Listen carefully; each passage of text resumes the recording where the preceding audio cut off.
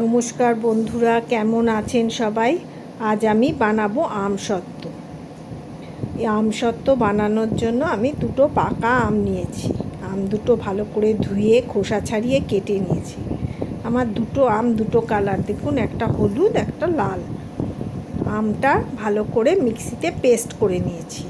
হলুদ যে আমটা একটু টক ছিল, ওই জন্য আমি এখানে হাফ কাপ চিনি কড়ার মধ্যে দিয়ে একটু জল দিয়ে চিনিটা গলিয়ে নেব।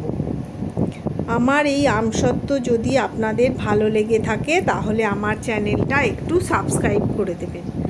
আর এইভাবে আমসত্ত্ব বানিয়ে আপনারা খেয়ে আমাকে কমেন্ট করে জানাবেন কেমন লাগলো।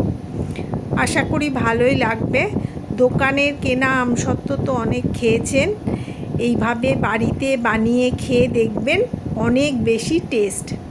চিনিটা গলে গেছে, এবার আমি আমের পাল্পটা এর মধ্যে দিয়ে দিলাম। দিয়ে ভালো করে মিশিয়ে নাড়তে হবে অনবরত, নিচে যেন লেগে না যায়।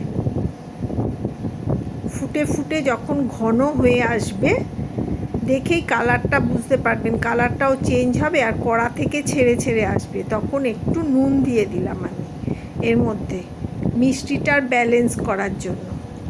নুন দিয়ে আবার নেড়ে এই যে শুকিয়ে এসছে। এবার আমার আমসত্ত্ব মোটামুটি রেডি হয়ে গেছে। এবার একটা থালাতে আমি সর্ষের তেল মাখিয়ে নেব। মাখিয়ে এই আমসত্ত্ব রোদে দিতে হবে না, রোদে দেওয়া ছাড়াই এটা ফ্যানের হাওয়ায় শুকিয়েই আমসত্ত্বটা তৈরি হয়ে যাবে। এই যে এখানে আমি একটা থালা নিয়েছি, এর মধ্যে একটু সর্ষের তেল ভালো করে মাখিয়ে নিলাম। নিয়ে কড়ার থেকে ওই আমের পাল্পটা ঢেলে দিচ্ছি। ঢেলে দিয়ে সমান করে ছড়িয়ে নিতে হবে চারিদিকটা। দিয়ে ফ্যানের হাওয়ায় একদিন রেখে দিলেই আমসত্ত্ব তৈরি হয়ে যাবে। এইভাবে ঘুরিয়ে ঘুরিয়ে চারিদিকটা সমান করে নিতে হবে।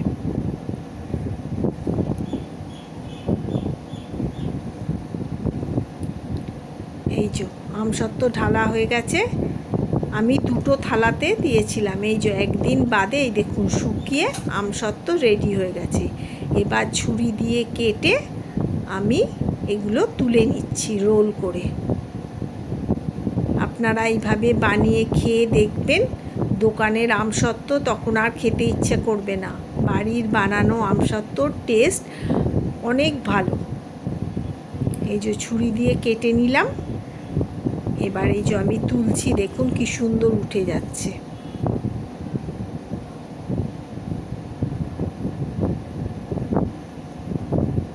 এই দেখুন, আমি এগুলো এবার রোল করে তুলে নিচ্ছি।